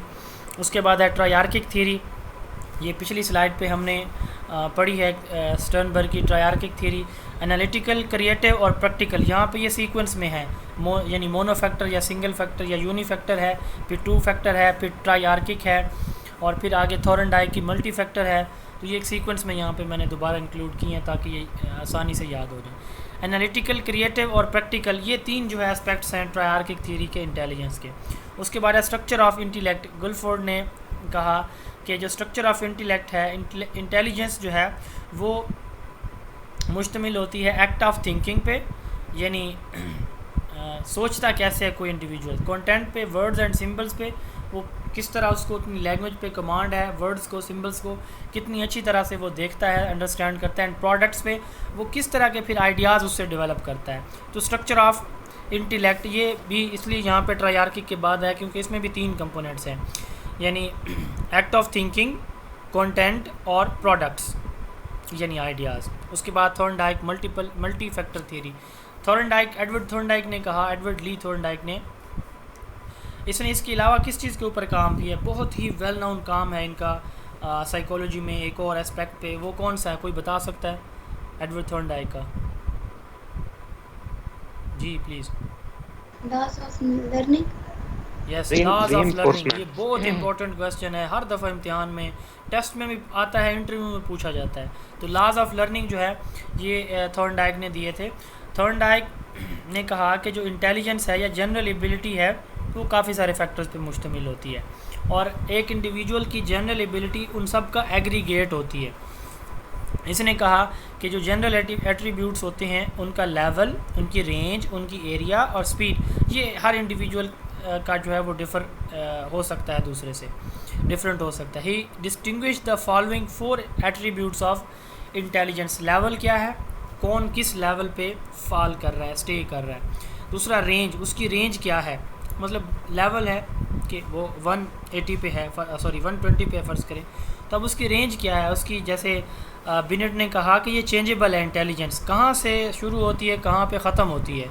110 से फ़र्ज़ करें इस इंडिविजुअल की शुरू होती है, 120 तक जाती है, तो ये उसकी क्या हो जाएगी, रेंज हो जाएगी। अब एरिया, वो किस एरिया में उसकी इंटेलिजेंस कितनी है, यानी जैसे हमने कहा कि जो सोशल रिलेशनशिप में, एब्स्ट्रैक्ट रीजनिंग में, मैकेनिकल जो उसकी इंटेलिजेंस है चीज़ों को मैनेज करने में, तो किस एरिया में उसकी कितनी है इंटेलिजेंस, आईक्यू लेवल कितना है। फिर स्पीड, वो कितनी स्पीड से किसी भी सिचुएशन को, किसी भी प्रॉब्लम्स को कैसे सॉल्व करता है। तो ये 4 जो है उसने कहा कि फैक्टर्स होते हैं। मल्टी फैक्टर थ्योरी थॉर्नडाइक ने दी। उसके बाद लास्ट स्लाइड है जी हमारे आज की, group factor theory, primary mental abilities theory. तो इंटेलिजेंस जो है ग्रुप फैक्टर थ्योरी ये थर्स्टन ने दी है। इन्होंने कहा कि जो इंटेलिजेंस जो है वो ग्रुप की शक्ल में होती है। मसलन एक इंडिविजुअल जो है वो एक एडिशन कर लेता है, सब्ट्रैक्शन कर लेता है, मल्टीप्लिकेशन कर लेता है, ज्योमेट्रिकल शेप्स को अंडरस्टैंड करता है, वो डिफरेंट सिंबल्स को जो है वो अंडरस्टैंड कर लेता है और उनका आपस में रिलेशन भी देख लेता है। तो अब ये सारे जो हैं वो डिफरेंट जो एस्पेक्ट्स हैं ये मिलके कोई एक ग्रुप बनाते हैं। तो ये एक इंडिविजुअल की ये जो डिफरेंट फैक्टर्स जो एक ग्रुप बना रहे हैं तो वो उसका एक ग्रुप या एक फैक्टर है। इसी तरह वो साइंस में कितना अच्छी तरह चीज़ों को अंडरस्टैंड करता है, उसकी इंडक्शन या डिडक्शन जो स्किल्स हैं, वो एग्जांपल से रूल कैसे बना लेता है, रूल से एग्जांपल्स कैसे ड्रा कर लेता है, तो ये उसकी क्या होगी, साइंटिफिक आप कह लेंगे एक फैक्टर हो जाएगा। इसी तरह वर्बल फैक्टर होता है, स्पेस फैक्टर है, मेमोरी फैक्टर है, वर्ड फ्लुएंसी फैक्टर है, रीजनिंग फैक्टर है। तो थर्स्टन ने कहा कि जो मेंटल ऑपरेशंस होते हैं उनका एक कॉमन फैक्टर होता है प्राइमरी फैक्टर, यानी आप कह लेंगे ग्रुप होता है that gives them psychological and functional unity and that differentiate them। यानी हर इंडिविजुअल के अंदर, आप जैसे मैंने बताया कि वो उसमें किसी के अंदर मैथमेटिकल स्किल्स बहुत ज़्यादा होती हैं। हमारे क्लासमेट्स मैथ में बहुत प्रोफिशेंट होते हैं, बहुत एडवांस होते हैं। अगर मैं अपनी बात करूँ, मुझे मैथ से वैसे नफ़रत थी, तो मेरी क्लास में जो मेरा क्लासमेट सेकंड आया था, तो मेरे 82 मार्क्स थे मैथ में। फ़िज़िक्स में मेरे 96 थे मैट्रिक में 100 में से, तो उसके जो है वो 96 थे मैथ में, मेरे मैथ में 82 थे मेरे, और उसके जो मार्क्स हैं मेरे 729 मार्क्स थे मैट्रिक में 850 में से, और उसके 560 थे 850 में थे, जो सेकंड आया था क्लास में हमारी। लेकिन उसके मैथ के मार्क्स मेरे से ज़्यादा थे, 14 मार्क्स ज़्यादा थे। तो हर इंडिविजुअल की सलाहियतें डिफरेंट होती हैं। मेरे फ़िज़िक्स में 96 थे, उसके मैथ में 96 थे, और उस मेरे मैथ में जो है वो 82 थे। तो हर इंडिविजुअल का जो ग्रुप फैक्टर है वो डिफरेंट हो सकता है। Mental operations have in common a primary factor that gives them psychological and functional unity and that differentiate them from other mental operations. यानी अब मैथ में मैं कमज़ोर हूँ, तो बायो में मेरे अच्छे नंबर थे, 92 थे, फ़िज़िक्स में 96 थे, तो और जगह पे मैं थोड़ा सा प्रोफिशेंट था, यहाँ पे मैं कमज़ोर था। These mental operations then constitute a group, ये फिर एक ग्रुप बनाते हैं। Second group of mental operation has its on unifying primary factor and so on. तो नंबर फैक्टर है, वर्बल फैक्टर है, स्पेस फैक्टर है, मेमोरी फैक्टर है, वर्ड फ्लुएंसी फैक्टर और रीजनिंग फैक्टर है। उसके बाद थ्योरी ऑफ मल्टीपल इंटेलिजेंस है। हार्वर्ड गार्डनर ने अपनी किताब फ्रेम ऑफ माइंड में कहा कि जो थ्योरी है मल्टीपल इंटेलिजेंस के, इंटेलिजेंस काफ़ी सारी सलाहियतों या क्वालिटीज़ का नाम है। 1983 में उन्होंने ये थ्योरी दी थी। उसके बाद है theory of emotional intelligence. Goleman ने 1995 में ये थ्योरी दी है कि एक इंडिविजुअल अपने इमोशंस को कितनी अच्छी तरह से कंट्रोल करता है। अच्छी या बुरी सिचुएशन में वो अपने जज्बात पे कैसे कंट्रोल रखता है, किस तरह वो फ्रस्ट्रेशंस को फेस करता है, ये उसकी इमोशनल इंटेलिजेंस होती है। गोलमैन ने सबसे पहले इमोशनल इंटेलिजेंस का कॉन्सेप्ट दिया था। उसके बाद है सीसीज़ बायोलॉजिकल थ्योरी। सीसी ने 1990 में कहा कि जो कॉग्निटिव पोटेंशियल्स हैं, यानी इंटेलिजेंस इंडिविजुअल का वो बायोलॉजिकल बेस्ड है, यानी सारी की सारी जो सलाहियतें हैं वो इनहेरेंट होती हैं या वालिदैन से बच्चों में मुंतकिल होती हैं। लास्ट वन है आइजनेक स्ट्रक्चरल थ्योरी। आइजनेक की हमने पर्सनैलिटी थ्योरी भी पढ़ी है, ये इसकी स्ट्रक्चरल थ्योरी ऑफ इंटेलिजेंस है। इन्होंने कहा आइरिस ने न्यूरोलॉजिकल कोरिलेशन देखे, यानी हमारे मेंटल कोरिलेशन, डिफरेंट हमारे जो नर्व्स हैं उनके आपस में रिलेशंस होते हैं, जिसकी वजह से हमारी इंटेलिजेंस डेवलप होती है। ही identified 3 correlations of intelligence: reaction time, inspection time and average evoke potential. Reaction time, हम कितना जल्दी जो है किसी भी सिचुएशन को एक इंडिविजुअल रिएक्ट करता है, यानी रिस्पॉन्स कैसे देता है, टीचर के सवाल को कितना जल्दी वो पिक करके जवाब देता है। इंस्पेक्शन टाइम, अब जो प्रॉब्लम टीचर की तरफ से आया है, यानी कोई क्वेश्चन था, तो वो किस तरह अपने माइंड के अंदर, यानी रिएक्शन टाइम जो कितना वो टाइम लेता है और कितने टाइम में वो उसको डिस्क्राइब करता है। इंस्पेक्शन टाइम में वो उस सिचुएशन को कितना टाइम एनालाइज करता है, उस प्रॉब्लम को कितना टाइम एनालाइज करता है, और फिर ये देखता है कि मैंने ये जो जवाब दिया ये ठीक है भी सही या गलत है। एवरेज इवोक्ड पोटेंशियल, हर इंडिविजुअल का जो एवरेज इवोक्ड पोटेंशियल है वो कितना होता है, कितना जल्दी से, कितना क्विकली, कितना अच्छी तरह से वो दुरुस्त जवाब वो देता है, तो ये एवरेज इवोक्ड पोटेंशियल होता है। रिएक्शन टाइम, इंस्पेक्शन टाइम और एवरेज इवोक्ड पोटेंशियल, ये कोरिलेशन उसने आइडेंटिफाई किए। इसके अलावा 2 थ्योरीज़ और भी हैं। वर्नन्स हायरार्किकल थ्योरी, ये MCQ में शायद पूछा जाए इसलिए मैंने इतना इसको लिखा है, और एंडरसन थ्योरी कॉग्निटिव डेवलपमेंट की, तो जीन प्याजे के साथ साथ इनका नाम भी आ सकता है। लर्निंग, बिहेवियर और बायोलॉजिकल बेसिस ऑफ बिहेवियर, इंशाल्लाह ये हम कल डिस्कस करेंगे। उम्मीद है ये टॉपिक आपको क्लियर हो गया होगा। अगर आपको कोई क्वेश्चन है तो ज़रूर पूछिए। जी सर रिएक्शन टाइम तो है ये सर, वापसी में जवाब होता है।